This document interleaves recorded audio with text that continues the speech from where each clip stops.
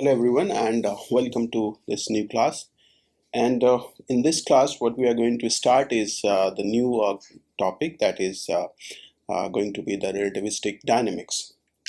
And till now we have done with the Lagrangian formalism, Hamiltonian formalism, and in that we have treated everything with the canonical transformation in Hamiltonian dynamics, Poisson bracket, and lots of many things, Hamilton-Jacobi theory, and we did solve many problems based on the Lagrangian, Hamiltonian, and then canonical transformations. So now let's quickly move to the last part of this entire course, which is the relativistic dynamics. Okay, so we're not going to talk about the special theory of relativity, which you the basic part of that which you have already covered, may have covered in your first year BSc class, that is the postulate of special theory of relativity, and then Newtonian dynamics from there, and then you have length contraction, time dilation, and twin paradox, and sort of thing. You have already gone through all these. So here I'm going to use this relativistic dynamics to introduce it, and then we'll go to concept of the four vector, four velocity force, and then we'll do some relativistic kinematics, and then how the Lagrangian is treated into spatial relativity. Okay, so nevertheless, we'll start with the basic postulate of a special theory of relativity, which you can see on your screen. That the first postulate is that the laws of physical phenomena are the same in all inertial frame of reference. Okay, so you already know that. What is the inertial frame of reference? That is when you do anything in physical world, that is going to be have that going to need some reference frame or reference point to mention anything, position, velocity, temperature, whatever you want to define or measure. You need a reference frame, and that reference frame has to be inertial reference frame, and that inertial reference frame is in which your Newton's laws of motions is going to hold good. Okay, so or in case if you go into what spatial relativity, general relativity, but the laws of physical phenomena are going to be the same in all inertial frame of reference. That is, only the relative motion of inertial frames can be measured, and the concept of motion relative to absolute rest is meaningless. That means if you talk in terms of, like, you must have heard about that if you are in a bus close from all the sides, if you are moving in a train which is moving, a bus or train which is moving at the constant or uniform velocity, then if you throw some object, and that it comes into your hand. If you throw a ball, it comes into your hand. That is what you mean by this. That is, everything is like moving in some same inertial frame of reference, and that is, there's nothing, a concept of absolute rest. Nothing is absolute at rest. So that means everything has to be relative to that. So that means the relative motion of inertial frames can be measured, and the concept of motion relative to the absolute rest is meaningless. Okay, so there is nothing kind of absolute rest. So you do have always a relative motion concept relative to this inertial frame of reference. The second concept is the velocity of light in free space is a universal constant. That is it is independent of any relative motion of the source and the observer. So that is very trivial, that when we, whatever reference frame you are, the velocity of light in free space is going to be same. See, so everywhere you have, whether whatever frame you are, whenever you see a light, that seems that it is originating from your particular position in that reference frame. Okay, so with these two postulates, because these two postulates are going to be the basis of that transformation equation, that is going to be the Lorentz transformation equations. So that's why I thought that it is important to start with the special theory of relativity. The important is the second postulate, that the velocity of light in its free space is a universal constant. That was the basis of the Lorentz transformation equation. So now we are starting my relativistic dynamics, that with the first topic, that is the Galilean invariance. Okay, so this you have already gone through in Galilean's transformation equations. You have calculated uh, in your basic first year. Invariance means that there's two words which you have come across when you do the relativity, that is the invariance and the covariance. So invariance means something is invariant under the transformation. Okay, so when some physical quantity remains same under certain transformation, then that quantity is said to be the invariance under that particular transformation. That if you change the coordinate system and then particular physical quantity remains invariant, then that remains same, that is not going to change, then they just say that this is invariance under a certain transformation. And then you use the word covariance, that is that when the equation governing that transformation is the form of that equation remains same, or the law of physical law remains same when you do a proper transformation under certain rules, then that is said to be the covariant. But the component of that particular equation may change under that particular transformation rule, but the final form of that equation or law which you are seeing, that is going to be same. That is the basic difference between the invariance, and when you say something is invariant and something is covariant. Okay, so here you see in Newtonian mechanics, what we do is the space and time are supposed to be completely separable. So you see in Newtonian mechanics, you have x, y, z, and then time component is slightly, you treat on the different footing. The time is at the different footing. You have x, y, z coordinate. There is no time coordinate. So this is treated as a different footing. Further, that it was assumed that time is absolute quantity, that is, it's not going to depend upon any reference frame, as its definition is independent of the reference frame. Okay, then you have the Galilean transformation equations, that is the transformation of the coordinate of a point from one system to the other is given as these equations. Because if you suppose I have a frame K which is stationary, this frame K which is stationary, and frame K prime which is moving with certain constant velocity, in some x direction, positive x direction, then at t equal to 0, these two regions were coincide, and O prime were here, and then this reference frame, you see initially at t equal to 0, so both the frames were at this is K and K prime were here, that is O and O prime were here at t equal to 0.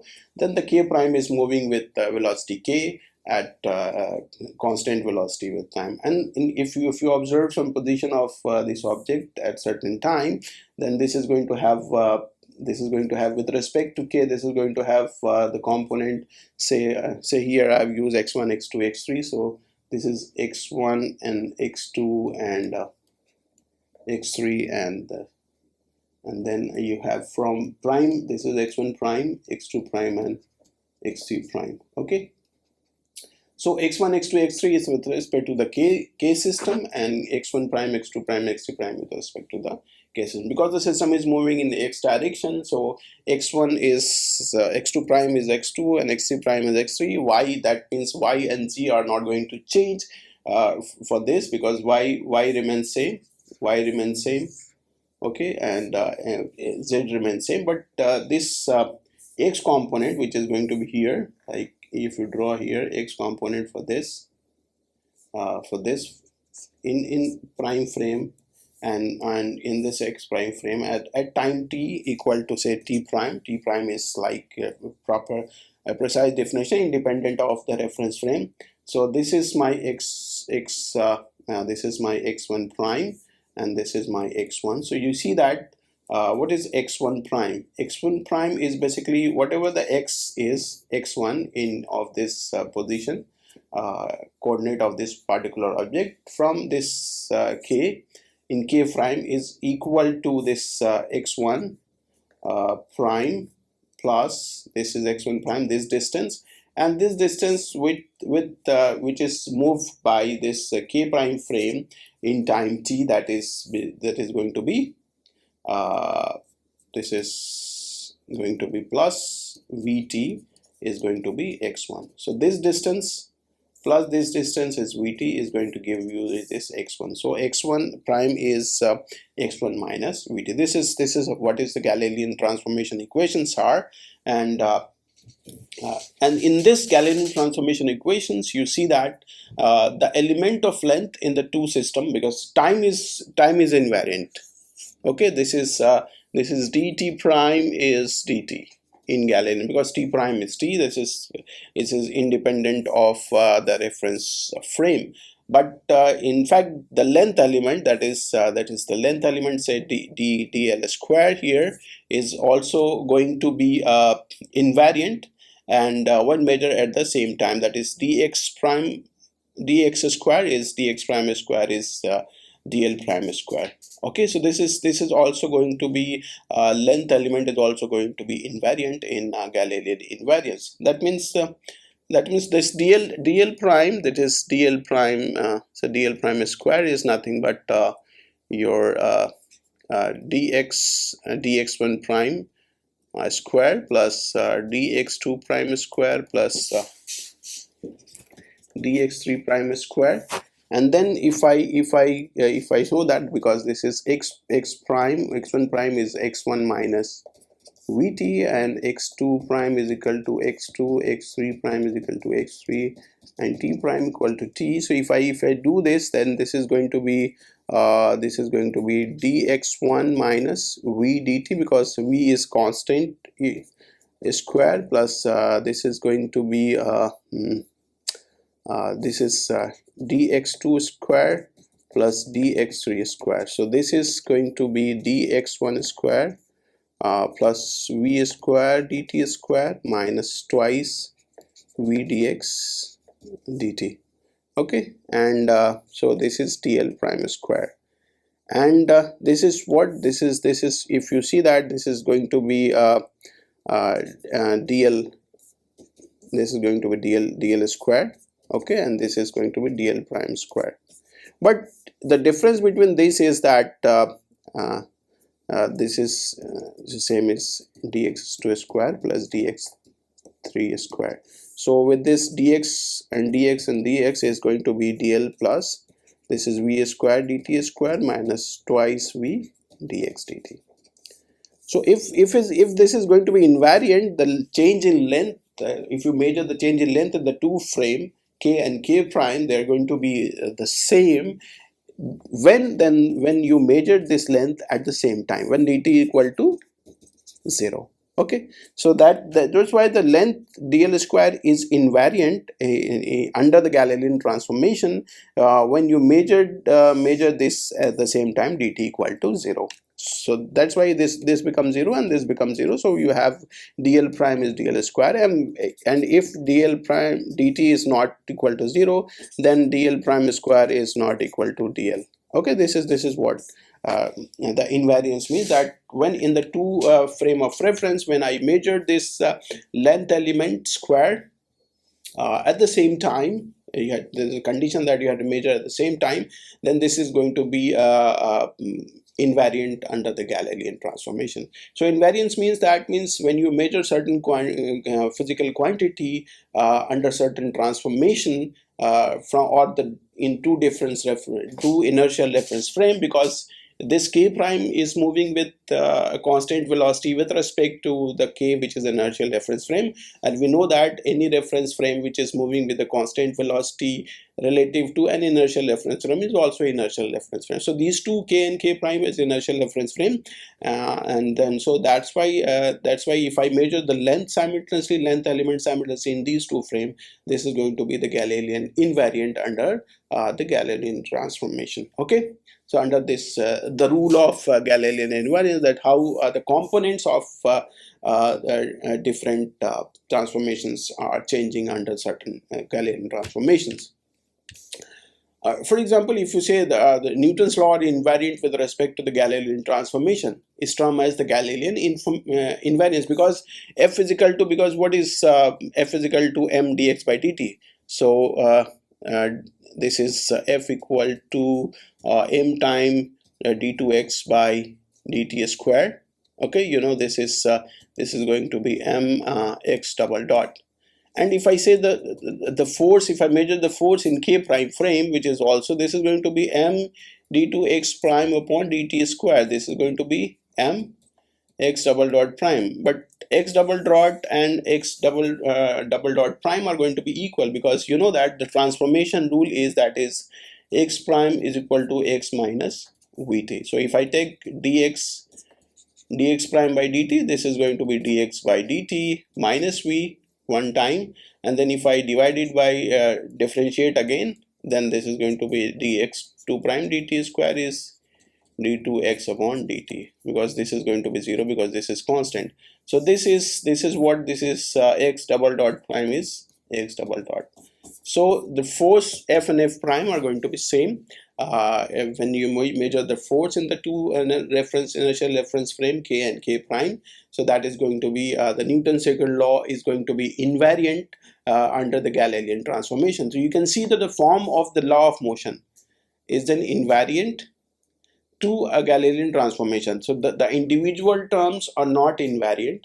However, because the x prime is going to x minus vt is not invariant, but that they transform according to the same scheme, and they are said to be covariant. So the form of the Newton's law is going to be same. Okay, but the force you are measuring is going to be same, and that is the Galilean invariance, and the form of law, Newton's law, which is governing that under this transformation, is going to be same. So that is, then it is said to be the covariant, provided that also the components of that particular laws or the formula that expresses that law, the component of that is it may or may not change under that particular certain transformation. So this is what we mean by or imagine in terms of the invariance and covariant of certain things under certain particular transformation rules. Okay, so the next story goes like this: the Maxwell equation predict the existence of electromagnetic waves propagating through a space with a speed of light, that is going to be speed of light in free space. So that means so that from there the story that if you spherical electromagnetic wave propagating with a constant speed in c, so these reference frame k and k prime is given by this. So if I suppose that uh, at these origins you have a torch and you put a flash of light here, then what is happening, that the flash of light is going from that origin to everywhere. Okay, so or if you forget about this here, if you draw a flash of light here, then the light is going everywhere from this direction. Okay, and then this is propagating isotropically. So that a spherical wave of light is can be treated as given as this x square x1 square x2 prime x3 square c square t square equal to 0 in k frame, and in k prime frame is in these are the prime. And if you write this as, because the transformation of Galilean transformation is x prime is transformed as x minus vt, so then this is going to be x minus vt, and these are x2 prime x3 prime are c square t square, because the k prime frame is moving in along the positive x direction, and you torch a light and at this position, and then the light is going. So the observer which is in k prime frame, it is also seeing the light, and one observer is in k frame, which is also seeing the light. So the two observers is all these two observers, which is in k frame and which is k prime frame, is going to see the light which moving with the same speed c. But if you calculate using the Galilean transformation, that if I am in k prime frame, which is moving with the constant velocity k, and then one observer in k frame, which is the stationary, then that is not coming out to be the same, because this I have x2, these are same, x2 x3 are same, and but because this is also same, c squared t squared, because t is equal to t prime is there. But what you have here is x1 minus vt square. So that is not going to be the same, because if you measure at the same time, or if you measure at the different times, so what every time when you see the light, the observer which in k prime frame is see that this light is moving with the same velocity, which is velocity of light c. But if you do it, if you try to observe it or calculate it or measure it with respect to the Galilean transformation equation, then it's not coming out to be same. Whether you measure, if you measure at same instant of time, or like in if dt is not equal to 0. So hence the Galilean transformation equation do not hold good in case of electromagnetism. When whatever the electromagnetic field you are dealing with, that is not going to hold good Galilean transformation. So we need some special reference frame or some other transformation equation between the inertial reference frame, where the speed of light or the speed of the electromagnetic wave remains constant in free space, which is c. So that transformation is known as the Lorentz transformation, because that the speed of light remains constant. See, that is the second postulate of special theory of relativity. Okay, so that needs to be there. So we need a different transformation apart from the Galilean, because of which you are not going to prove that the speed of light is moving with the same constant speed c in both the reference frame. Okay, so that the next level of transformation, which include this part, the second postulate, is known as the Lorentz transformation. And so in Lorentz transformation, if a light pulse emitted from the common region of the moving system k and k prime, when they are at coincidence, then according to the second postulate, the wavefront observed in the two systems must be described by these two equations, that is in k frame. This is what we have in k frame, and this is in k prime frame. Okay, x prime minus c square t prime square. And the transformation equation under which this is going to be remains invariant is given as x1 prime is gamma. There is one gamma factor. Earlier in Galilean transformation, this x1 prime was x1 minus vt. Now there is a gamma factor is attached here, which is gamma is basically 1 minus beta square, and beta is v by c. V is the velocity with which the observer is moving, or the in the frame in which the observer is there, this is moving with this velocity v. So x2 x3 is same. And then the other important thing, that the time is not same in the two reference frame, that is t prime is not t, is not equal to t, which was in Galilean transformation, that is independent, that was independent of the reference frame. But here in the Lorentz transformation, the time is not same for is independent of the reference frame, is depending upon the reference frame. Okay, so you can see that this Lorentz transformation is going to preserve the second postulate of a special theory of relativity. So it may be noted that that the space transformation involves time, and time transformation involves space coordinates. So earlier the space transformation in Galilean transformation was involving time, but at that moment the time was independent of the frame. But here in the Lorentz transformation, the space contains the time, and the time contains the space coordinates. So they are not at the different footings. They are treated as a same footing. So So space transformation involves time, and the time transformation involves the space coordinates. So hence the transformation is sometimes refers to as the space-time transformation. This Lorentz transformation is.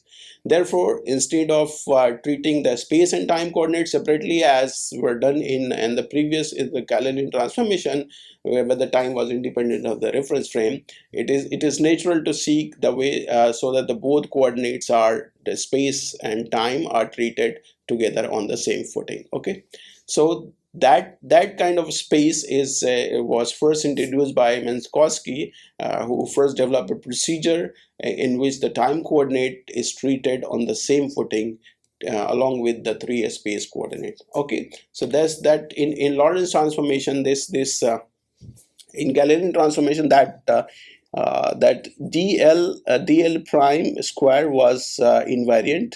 Dl prime square was invariant, but in special relativity, this in Lorentz transformation, the invariant quantity is ds square, that is ds prime square. This is c square dt square minus that is going to be ds square or dl square. Okay, so c square dt prime square and dl prime square. Okay, so ds, and similarly ds square is equal to c square dt square minus dl square. So this was invariant under in Galilean transformation, but this factor was not there. This factor is introduced into the Lorentz transformation. So ds prime this is our dl, and this is c square t square. This is our dl prime. Dl prime square, this is dl square. So in special relativity, ds is invariant, that is c square dt square minus dl square is going to be the invariant quantity. Okay, so length element is in the Lorentz transformation is going to be invariant with c square d square. Okay, so what we're discussing is that when in this kind of transformation, in Lorentz transformation, this space-time are mixed together under the transformation. So we need to treat this as space and time all together at the same footing, and that space, that particular space is defined by the Minkowski, and that is known as the Minkowski space. So Minkowski considered the four-dimensional world which links together the three Euclidean space x, y, z coordinates, which is like x1, x2, x3 here, and the time as a fourth coordinate, that is going to be the x4, is called the four-dimensional space-time continuum. That is the Minkowski space, in which you have three as your Euclidean space coordinate and one is the time coordinate. Okay, so that is Minkowski space. So let us talk about something about the Minkowski space, that any four-dimensional space involving time in one of the axes is referred to as a four space or the world space. So you have the one axis on which you have a space-time, a space coordinate, Euclidean space, and then the another axis which is the time axis. So as you can see that this is my space axis and this is my time axis, the x4 coordinate. Okay, so the fourth space which is related treating the time at the same footing is x4 is equal to ICT. I here is not for the imaginary, I is not playing the role of imaginary. This is something you must remember, as the force coordinate is referred to as the Minkowski force space. Okay, and any physical event in Minkowski space are defined by the four space-time coordinate. As in Euclidean space, anything is defined by the x, y, z, and the time was treated at an independent at time t equal to 0, time t equal. So this is but here in Minkowski space, everything is space and time are interrelated, correlated with each other. So any event in Minkowski space are defined by the four space-time coordinate, that is x1, x2, x3, and this x4 which is ICT, and represented by the point, it is called a world point. So any point in space in this, like here, this is one point. So this point is known as the world point. Like in Euclidean space, this is represented by if I have Euclidean space x, y, z. So xyz, this is space is represented by x1, x2, x3, but here represented by, this is known as some point in the space, Euclidean space. This is known as the world point in Minkowski space. Okay, and that is a coordinate of this x1, x2, x3 and ICT.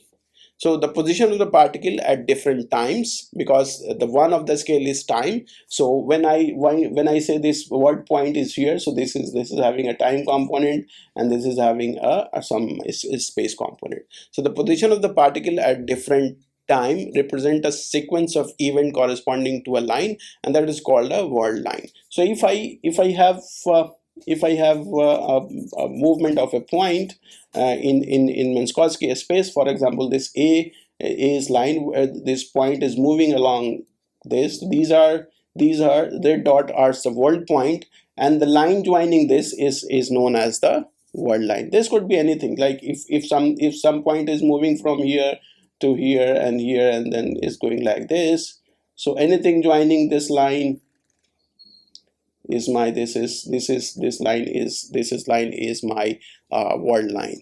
Okay, so the position of the particle at different times represents sequence of events correspond to a line, and is called it a world line. Okay, so this is what I mean by a world point, and world line is the different definitions in the Minkowski space. So I think I stop here, and then we will continue in the next lecture from the different useful concept in Minkowski space. So this is all for today's lecture, and let's hope meet soon, and thank you for all.